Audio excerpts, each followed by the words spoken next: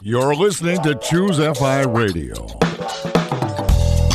The blueprint for financial independence lives here.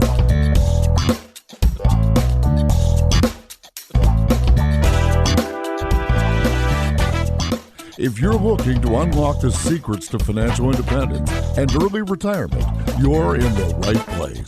Stay tuned and join a community of like-minded people who are getting off the hamster wheel and taking control of their lives in the pursuit of financial independence. Choose FI, your home for financial independence online.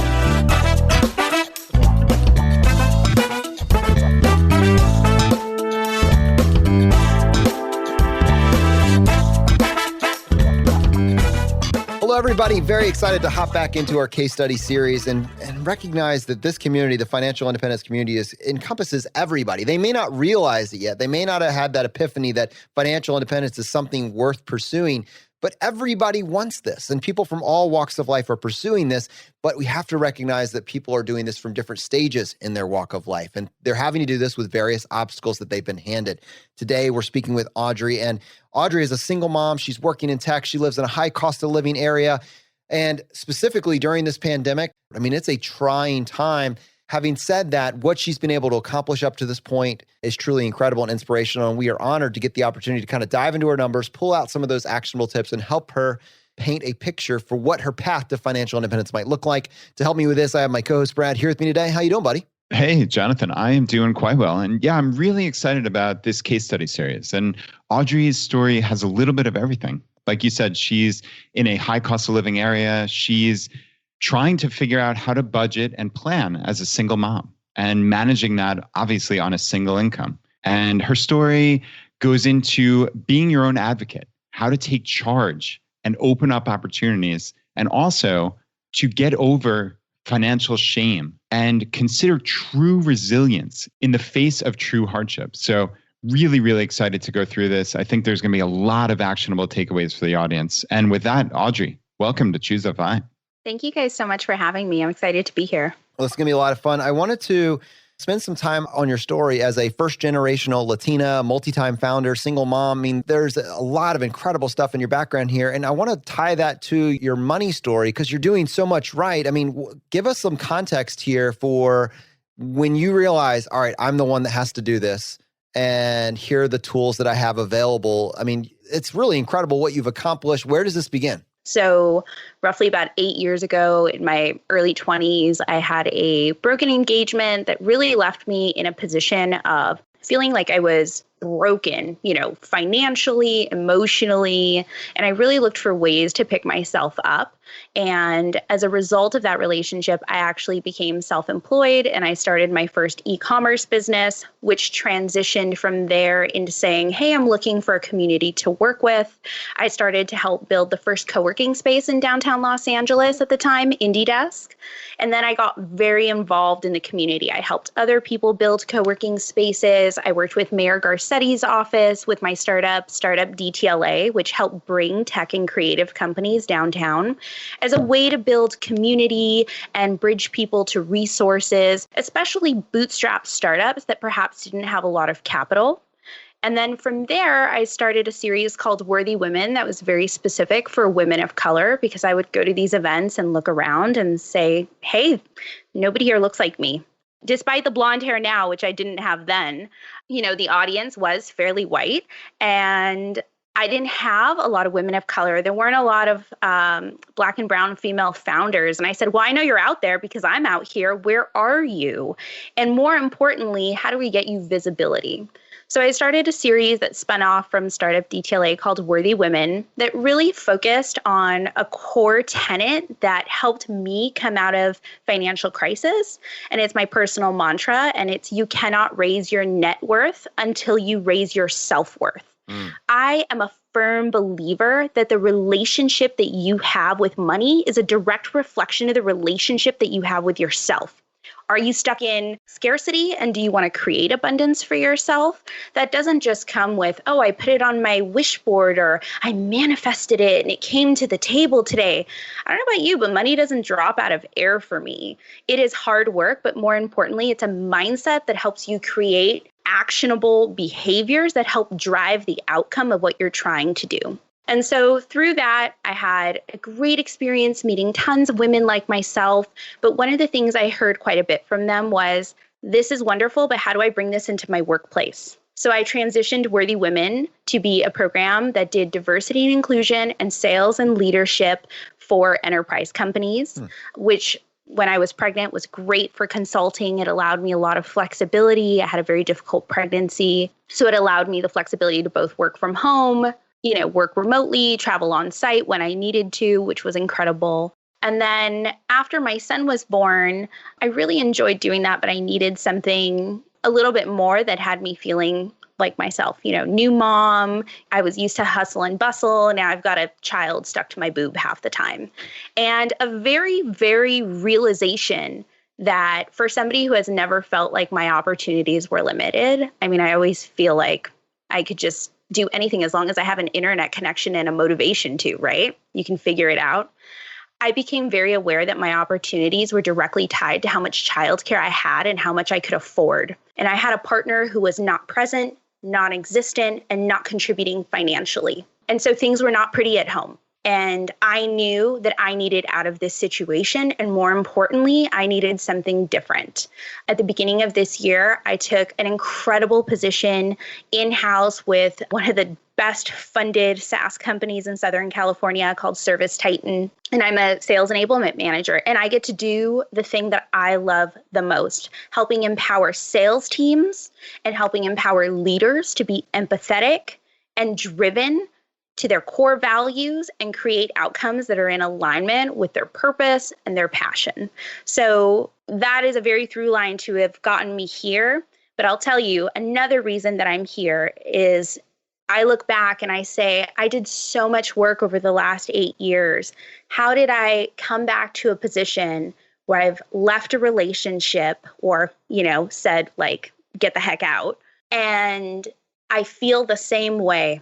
I feel like my finances have been violated and now I'm rebuilding yet again. And the realization that financial independence, while it is something that I have built and have, it also ebbs and flows with circumstances beyond your control. And I'm a type A person that wants to control everything. And it's really taught me a lot about patience, releasing, recognizing that things happen to you, but you don't have to be a victim of those circumstances and that it's okay to start over. Wow, that is incredible. And I want to just for a quick second go back to your early 20s. You described, 8 years ago, broken engagement, and you said you felt broken, but yet you worked with the mayor's office.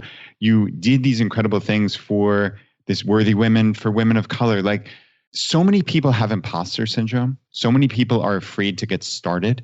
And I'm curious if you could go back to the mindset of Audrey in her early 20s who felt broken, but yet did these incredible things. Like, how did you get off the couch and do that? Where did you find that within yourself? I don't have to go back 8 years. I'm still there. I don't think you ever lose that. Back then, the determination was, I'm not going to let this define me. I felt that I did the right things, and sometimes you can do all the right things and it's still not going to be the outcome that you desired. And I learned back then that it was because I had attachments to what I felt those outcomes had to look like, right? I was forcing them to fit into a box instead of allowing fluidity. Today, I look around and I say, I did everything right. And I'm in this position. I'm a single mom.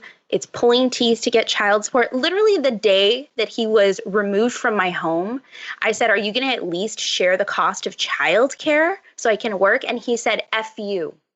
And I said, okay, you don't care whether you have a roof over your kid's head, if your kid has groceries, if he's okay. You just want to pretend like you live this incredible life fronting on my money, because when I met him, he wore Michael Kors from TJ Maxx. When I kicked him out, he was wearing Louis Vuitton, Ferragamo, and Gucci, and not things that he bought. Those were things on my credit because he didn't have credit. He needed me to co-sign for him.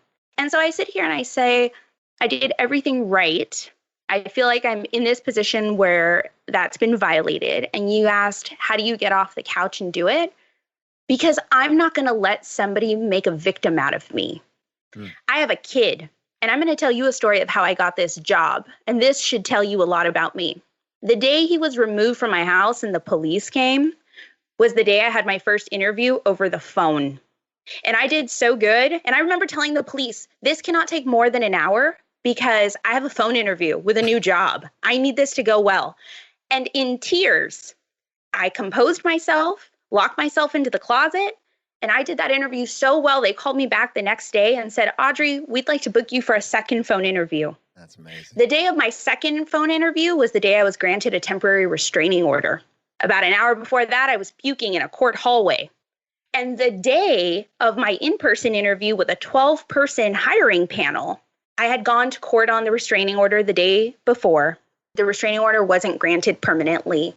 The judge said my son had to stay with him overnight since he hadn't seen him in some time. And I had spent the entire night awake, sobbing on the floor, sniffing my son's clothes like he had died because this person has my son who has never spent any time with him, doesn't care about his well-being, doesn't even financially provide for him, yet I'm supposed to hand my child over, thanks California courts. And I got through that interview so well, I got the job. And I remember when I started my first day, I told my hiring manager that, and she said, if that's what you look like on a bad day, I don't know what you look like on a good day, Audrey. You just do. You have to learn to compartmentalize. And I think that really ties back to our financial journeys and the shame of something happened to me. I don't want people to know. I have to be able to compartmentalize and say, is this a thing that has happened to me, or is it something I'm holding on to? And secondly, is this something that I can address and do something about? Or is this something that is beyond my control? And I need to focus on what is in my control, because wasting time and energy on things that are beyond my control, they don't serve me. They bring down the energy of what I am trying to do, and they're a distraction. And that's easier said than done. There are days where you will find me in the corner crying, eating ice cream and just wishing the day would end, counting down the minutes to bedtime. But I think more days than not, when I can focus on asking myself the questions of, is this within my control and is it not? And focus on the things I do have control over, it helps me build confidence, and it helps remind me in small incremental ways that all those things tie into a much bigger picture. So Audrey, actually, there was something you said in there that I just can't, it's still sitting with me right now. And you used the word mantra. So I'm just going to put this back on you. What was that internal mantra that you used for yourself personally that helped you get through this? And also now it's something you take with you into these consults that you do. I believe you were talking about your net worth versus your self-worth. Just share that with our audience again. Yeah. So the line is, you cannot raise your net worth until you raise your self-worth. And we joke that that's like an Audreyism because people always associate, me with that line now. No, I think it's the title of the episode for sure. But aside from that, when did that become your internal mantra, and how did that manifest in the choices that you made, the early on choices? Now you look back at all these steps that you've taken and who you are has become clear to you as defined by the choices and the actions that you took. But when you first started having this language in your mind, what did the first flexing of that idea look like? So I like to think of it as bridging small right actions. So roughly 8 years ago, I was paying off a significant amount of debt. That relationship had affected my credit score significantly, and filing for bankruptcy wasn't an option. Actually, maybe it could have been an option, but I think I morally and just, from my own shame standpoint, wasn't willing to accept that. I was going to find a way out of this.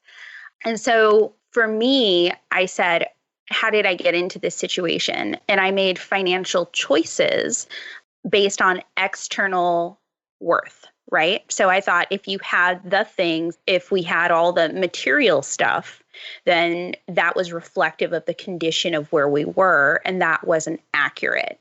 So I then associated with, if that is my perspective, thank you, therapy, of how I view money and attach self-worth, why am I not looking for that internally and recognizing that everything I need, I already have? And so that became the foundation for the mantra. But the behavior behind escalating out of that and transitioning my life really started with, again, these bridging small right actions. So I looked at the debt and I said, okay, what is the first thing that I can pay off? And where can I start to cut something out of my life or my budget that I could say, okay, here's a small amount that I'm going to contribute. And every day or every week or whatever the cadence was at the time, I'm going to focus on contribution that helps reduce a number. And I became obsessive with tracking it in spreadsheets. I tracked every dollar, every interest, fluctuations. I got really, really aggressive with negotiating. I started calling all my bills. What could I reduce the amounts of? How could I lower my interest rate? What type of programs did they have that I could opt into? And then I became very obsessed with my credit score. What is one item that I could move on my credit score or adjust and improve? And then I could see the whole thing, increase or become more net positive. And as a result, those tiny small actions bridged together consistently over time yielded large results. I was able to pay off close to, at the time, it was like a 6-figure debt in like 18 months. I became obsessed with it. And it also created momentum. Right? So as if I did a little, then I gained confidence that I could do just a little bit more and I could push myself a little bit more. And all those things really helped me build over this decade. And so even though I'm in a position now that has been personally very challenging and even seen some financial challenges, I can lean on the fact that I have a great credit score because I'm obsessed with it and I'm fiercely protective of it.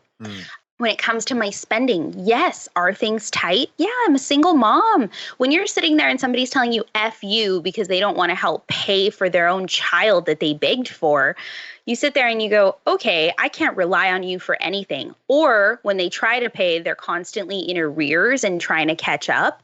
I can't rely on that. I can't tell my kid, sorry, I can't feed you today. I'm going to have to feed you in a month.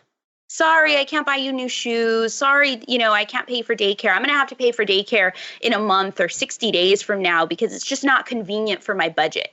It doesn't work that way. So for me, yes, it is tight because I can't rely on that second amount coming in on a consistent basis.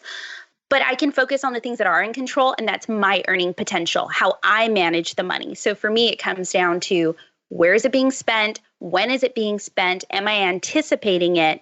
And what's scarier is what happens with the unknown, like this pandemic.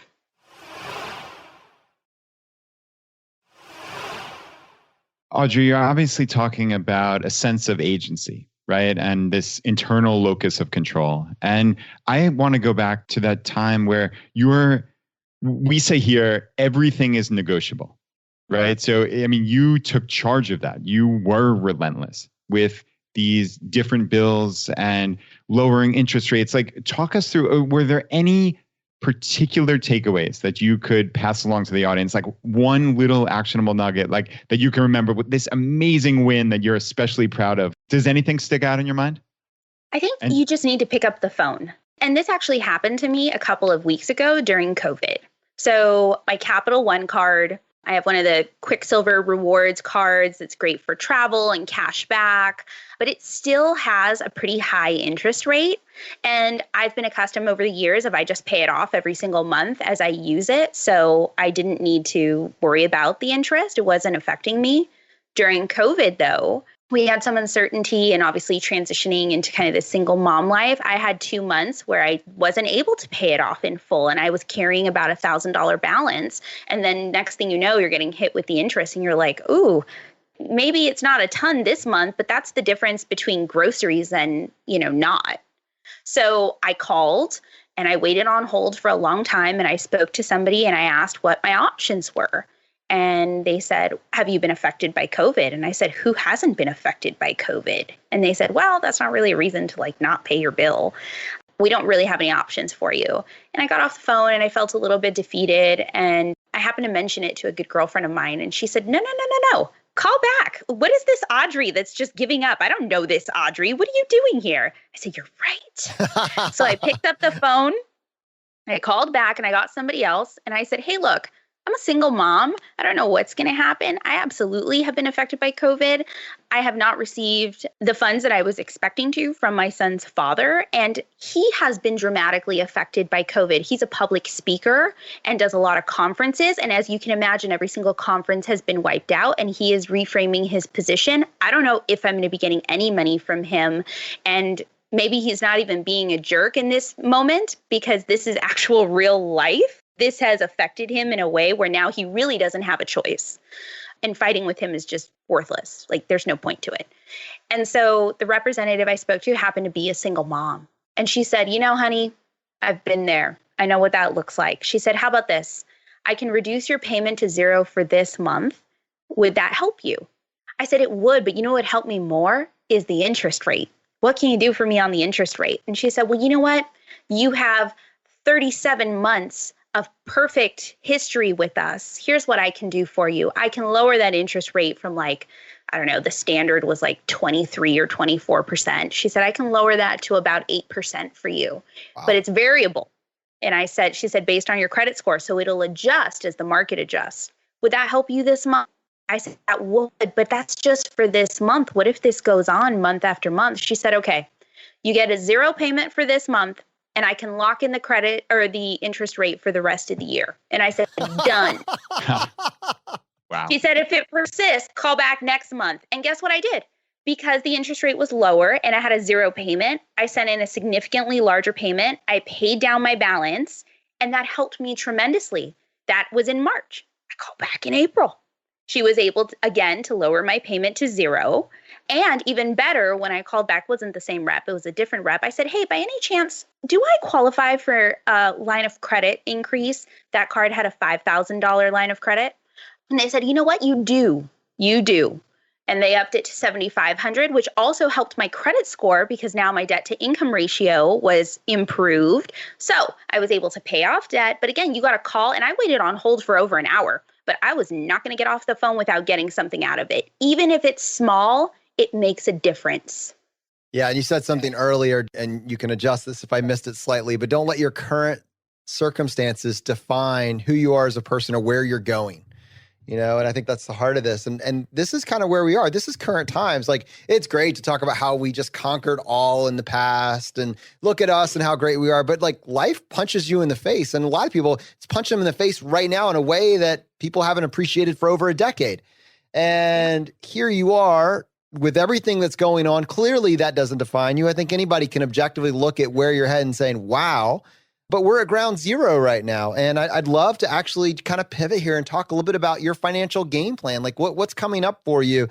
We took some notes ahead of time in terms of your cost of living, but maybe we could just kind of, for our audience, frame, your budget right now and what your goals are for your income and your expenses. So right now the budget is tight, right? I very much, if you cannot rely on child support, then I need to make sure that I can cover every single expense. And so every single penny is accounted for. I track it in a spreadsheet that I revisit daily. But there isn't a lot of wiggle room. So when big things come up, it's a little scary. My son is going through a major growth spurt. I need to buy a new car seat. And I didn't realize I needed a new car seat because we haven't been driving for the past 10 weeks because we've been in quarantine. But the other day we went to Chick-fil-A through the drive-through because he loves Chick-fil-A. And I was like, ooh, this car seat's real tight. We're going to need to do something about this. Well, car seats are expensive.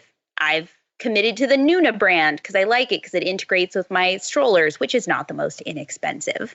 But if I'm going to get him the next one that he needs, I want to say it's $500 or $600. And I'm like, I don't have an additional $500 or $600 in my month-to-month budget. Do I open a credit card at Nordstrom to get it? Do I compromise what I feel is a lesser quality car seat that's cheaper and now feel like I'm scared to have my son in the car because I couldn't afford the car seat that I wanted? Those are things that I have to justify and make some choices around. And the reality is I'm probably going to put the car seat that I want and make the choice that I want to spend a little more and get something that I feel has the better safety rating. But I'm going to have to put it on my credit card and pay it off over 2 or 3 months instead of just being able to allocate that, because having liquid cash is essential. I see my friends that are getting laid off left and right, and I'm terrified. So I myself am trying to conserve cash wherever I can and not make unnecessary expenses. And that is scary. That is a very scary place to be in, especially when you're trying to sit here and I'm in the abundance. Money comes to me. Money flows to me. I'm grateful I can pay my bills. And I am truly grateful. Every single time I pay bills, I am, hit the ground with your knees and just be thankful to be able to pay it. But it is scary. And it's hard not to go to that place. So Brad, $500 car seat, is that where we should start? Did that one get teed up for us? I don't know. Yeah. Audrey definitely served that up on a silver platter. I mean, obviously, let's start with, just like we always say here at Choose It By, you spend money on what you value, right? There's no judgment. There's no, you need to do X, Y, and Z to be a card carrying member of the financial independence community. Like, that is total BS nonsense. That's not how we roll. But yeah, obviously, I was dying a little bit inside when I heard a $500 or $600 car seat. We got all of ours from like a buy nothing group.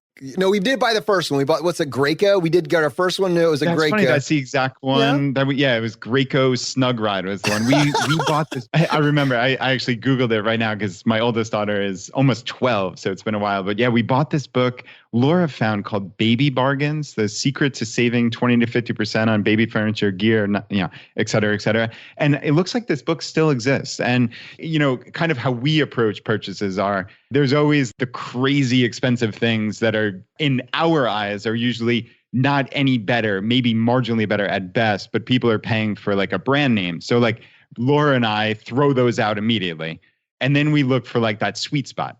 I do think generally, though, anchoring yourself and realizing, all right, why do we need the best and most expensive of anything? Like, and I think those are the appropriate reasons. It's not as likely to break. The safety is higher, but like, there's something to be said out there. It's a concept that we talked about in a past episode. It wasn't our concept. A guest brought it to us. The marginal utility of a fork. A fork has basically one directive, one objective. It takes the piece of food off your plate and puts it in your mouth. And you could get a plastic fork or spork. You could get a metal or stainless steel utensil for, dollars, 50 cents, 20 cents at a thrift store.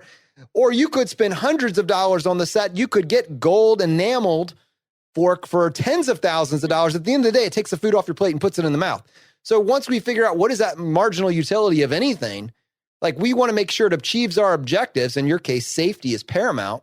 So we look at the top 10 car seats that provide a level of safety and we say, okay, how do we optimize this? Is there a way that we can have something that's safe but doesn't cost 5 times as much as the other great safe budget option? That's just kind of the way we think. But I think that actually sets us up really well just to talk about, like, this is a very, I get that, which is why I hesitate to say this, like, car seat and safety are a very emotional purchase, right? You're doing this with the utmost of good intentions. Safety of my child. There's nothing more important. What does it look like, though, if we take that same idea, value, and apply that to all of our regular purchases that we're actually making? Have we optimized everything? Is there anything else? If we're saying, all right, our car seat is unquestionable. We have a $500 budget. We're going to put that on the credit card. We're going to make the payments. Well, the problem is, if that's the same logic, we don't bend anywhere, then we can afford the payments, keeps us in a paycheck to paycheck state for life. And we need to break that again because our current circumstances don't define where we're going. And you have to be willing to change something. So I think as we look through, some of the other line items in your budget, it might be interesting just to see, is there margin here? Like, is there something?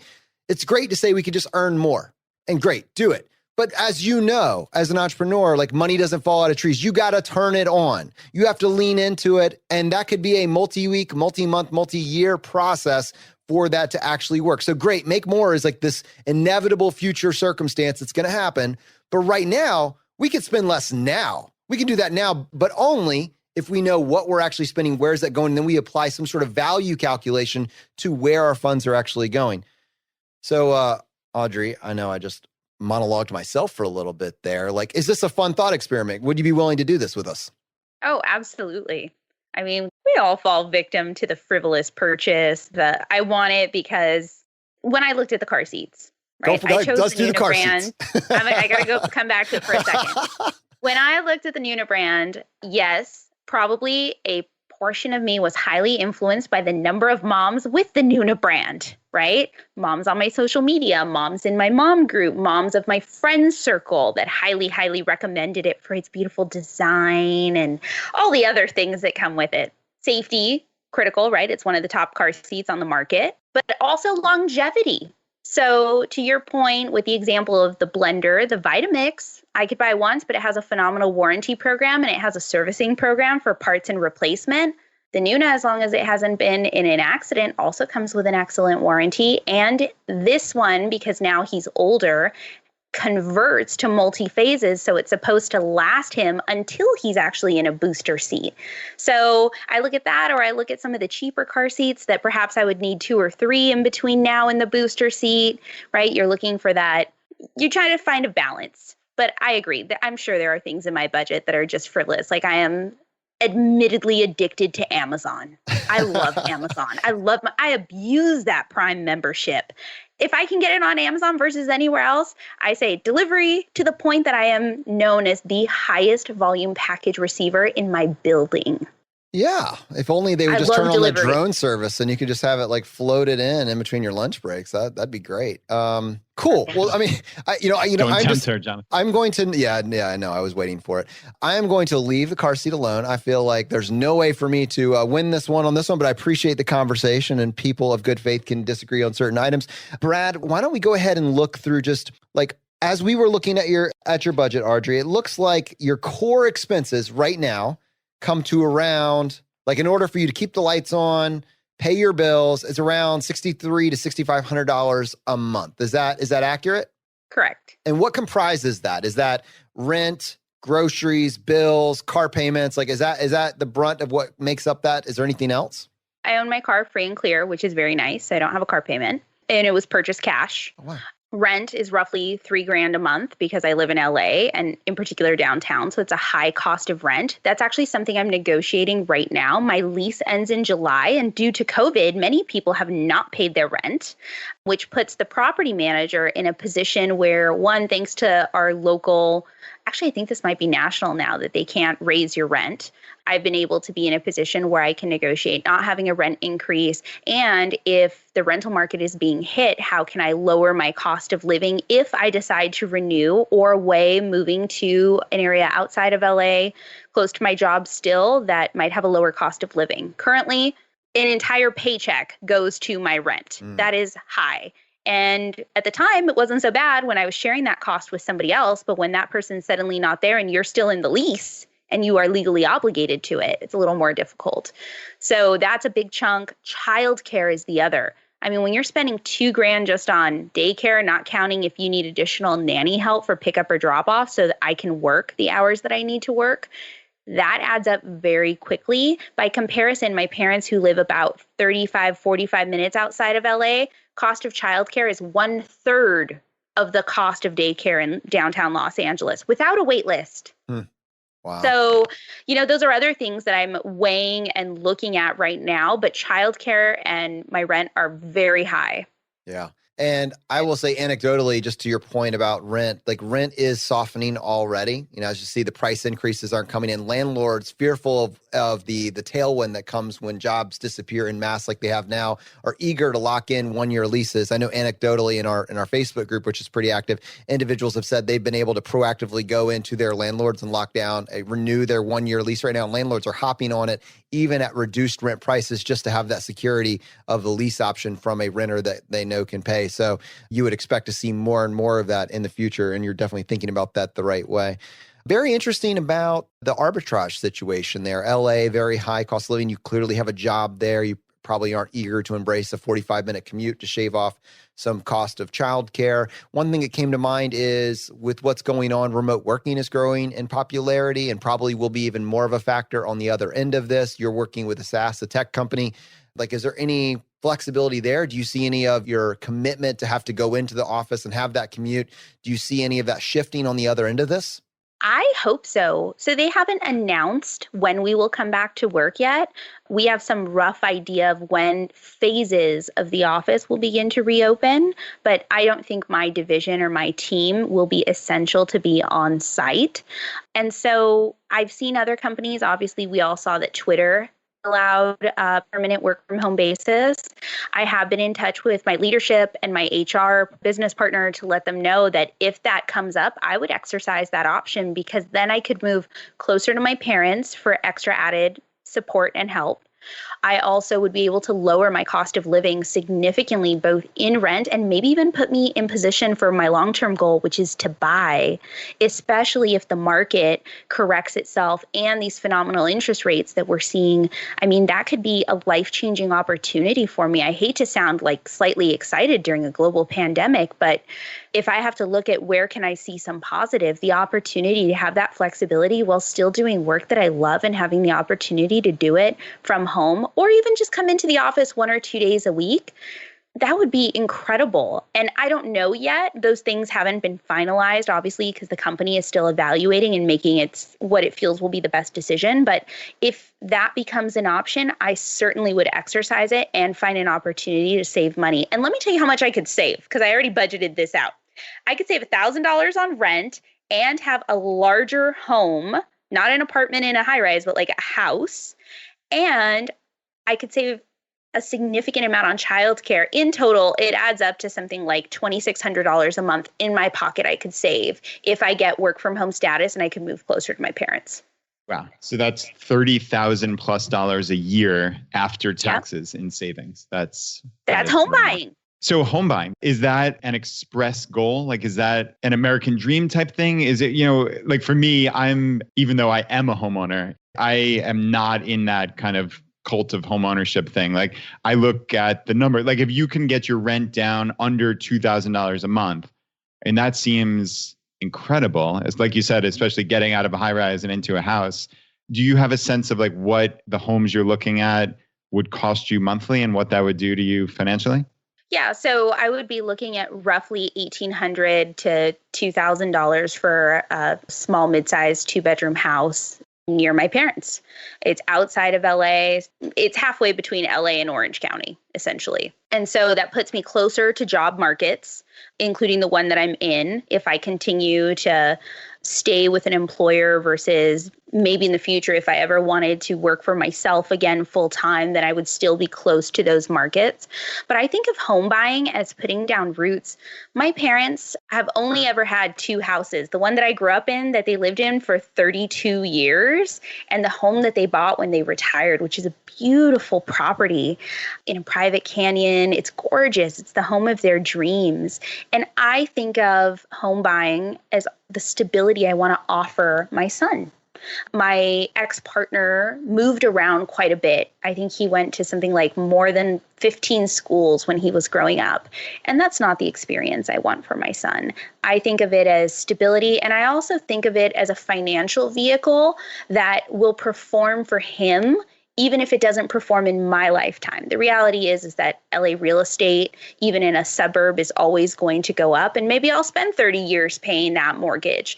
But, is that something that I leave to him that he can take on and not have that same financial burden, or sell and see profits from and reinvest? Or is there an opportunity to grow that stability so that I can perhaps maybe reinvest in the future and either buy rental properties or use it as some other vehicle towards a different goal later?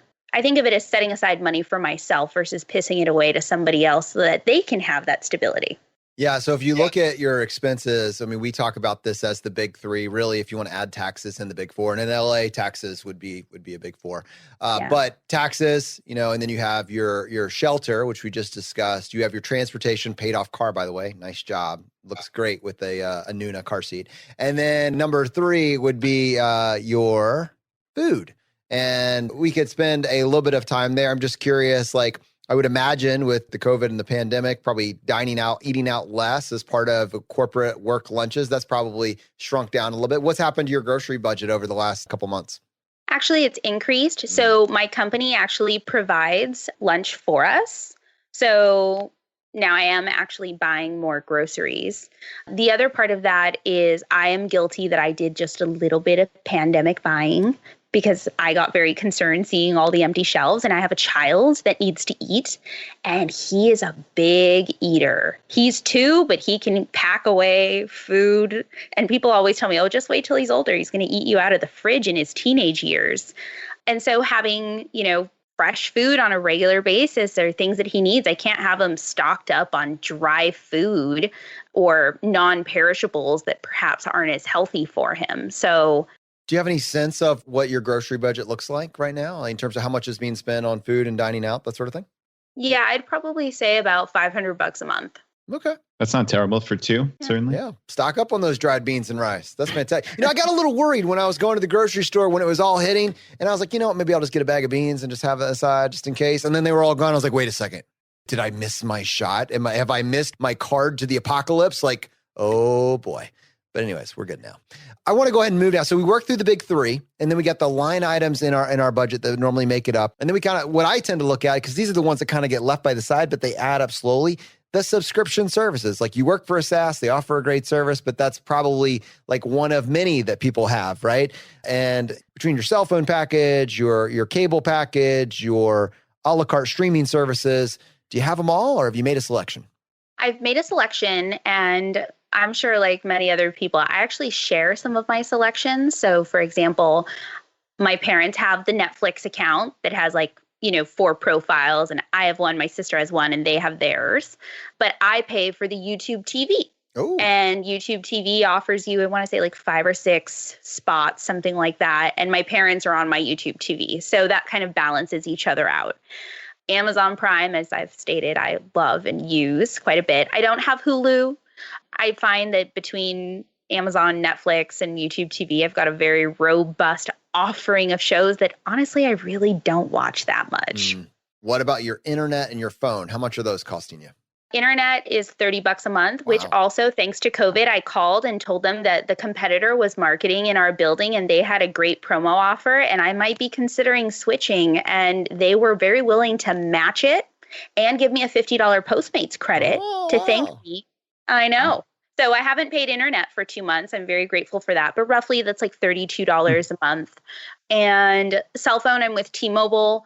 And I have my phone and a tablet on it. But even looking at ways that I can cut that down.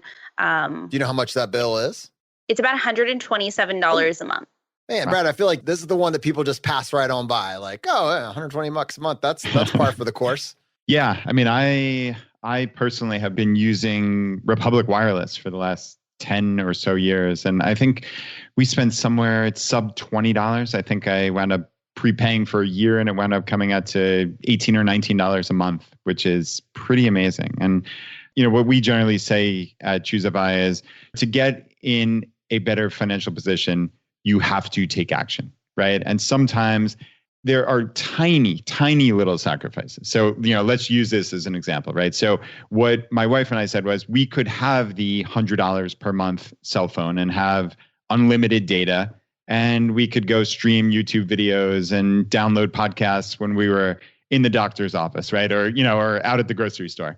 But we could get something like Republic Wireless, and, there are obviously options, but that's the one that we really like quite a bit. And it gets us 1 gigabyte of data a month. So now that's not going to be enough, clearly, to stream YouTube when you're out on the fly. But the tiny, tiny, tiny little sacrifice that we were willing to make to save $100 each per month, right, which is $2,400 per year after taxes for us, was, all right, we get unlimited Wi-Fi, so we'll just download our podcast when we're in the house. Not a big sacrifice, right? We won't stream YouTube or watch Netflix when we're not in the house. Not a huge sacrifice. Is it a tiny sacrifice? Yes, it is. But in order to get into a better financial position, you have to be willing to make tiny little sacrifices. So to me, that was an absolute no-brainer. And like I said, we've been saving a couple grand as a family for the last 10 years. I mean, that, when you talk about compounded over a decade, that is a huge savings. And to our audience, if you feel like you are paying way too much for your cell phone and not getting nearly enough service for what you're supposed to be getting, go check out Republic Wireless. For more information, go to republicwireless.com/ChooseFI. One word, republicwireless.com/ChooseFI. But kind of tying this whole thing together, for you, without going a whole lot into investment strategy, which we've covered in the past, but just kind of mapping out from where we are now to like an end game here. You have like this core expense structure roughly of like $6,500 a month. And I know that life costs more than that with additional things, but like your cost of keeping the lights on. But we said during the pandemic, some things have changed, and potentially you're strategizing a few other things to create a space of maybe even as much as another $1,000 to $2,000 a month. So let's just assume your life costs more than $6,500 a month now, but with some structural changes, you're able to kind of create a floor, a comfortable life around, $6,500 to $7,000 a month. The way that we typically map out this idea of financial independence. So how much do I need to have in my investment accounts before, in my mind, I don't need to work for money again? Not to say you don't work, not to say you don't earn money, but like you have created a perpetual money-making machine, an investment machine that can produce enough income for you to last the rest of your life, probably with some left over for your heirs. The way you would do that is you take your monthly expenses, which for the sake of this example, let's just say that's $6,500 a month.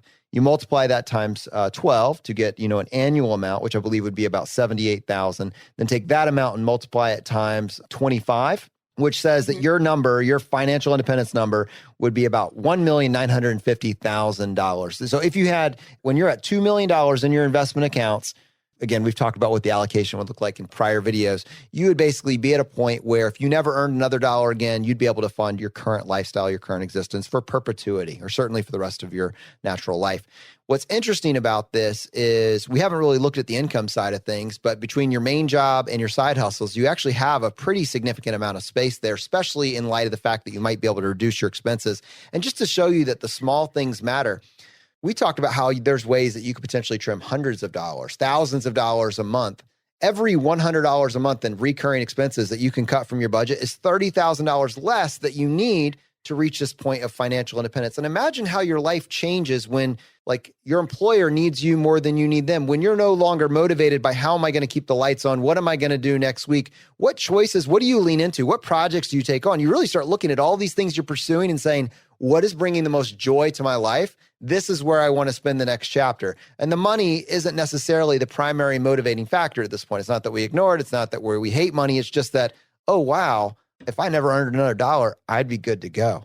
And I'm just curious, as you come out of this, out of COVID, out of everything that's going on, what is next steps for you? What do you find yourself wanting to accomplish or to tackle?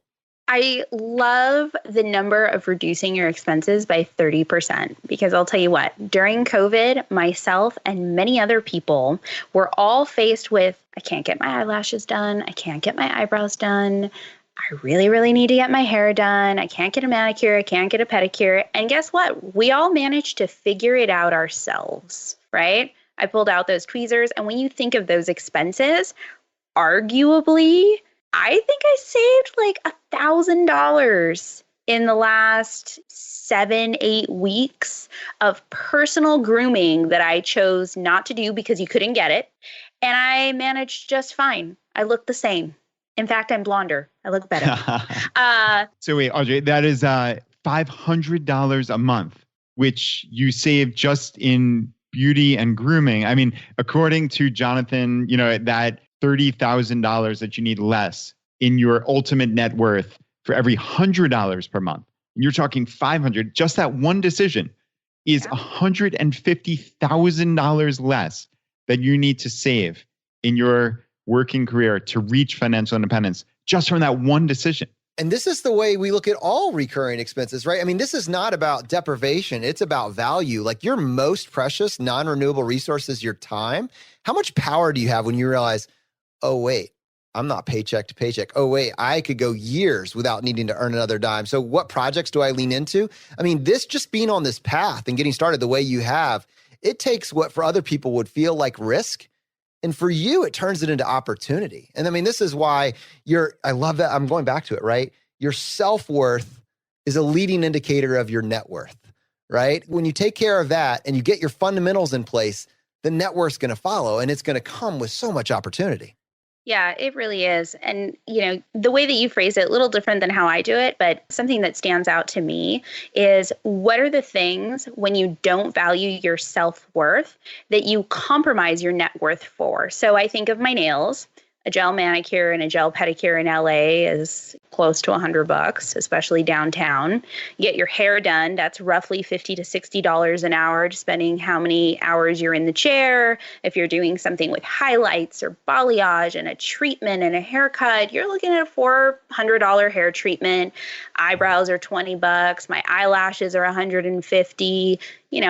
I very willingly went back to strip lashes because you just make it work, and tweezers instead of somebody else finessing with some wax. And you're fine. You all live.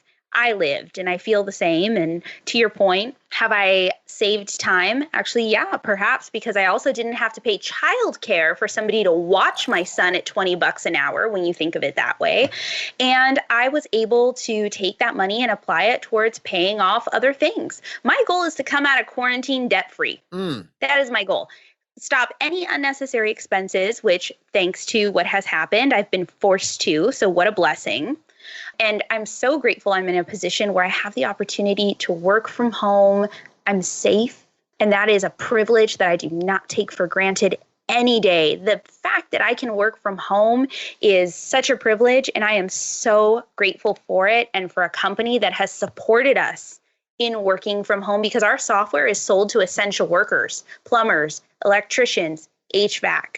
So for us, I was in a Slack channel the other day, and I told one of my coworkers, I have never been so grateful to work so hard in my life. So grateful.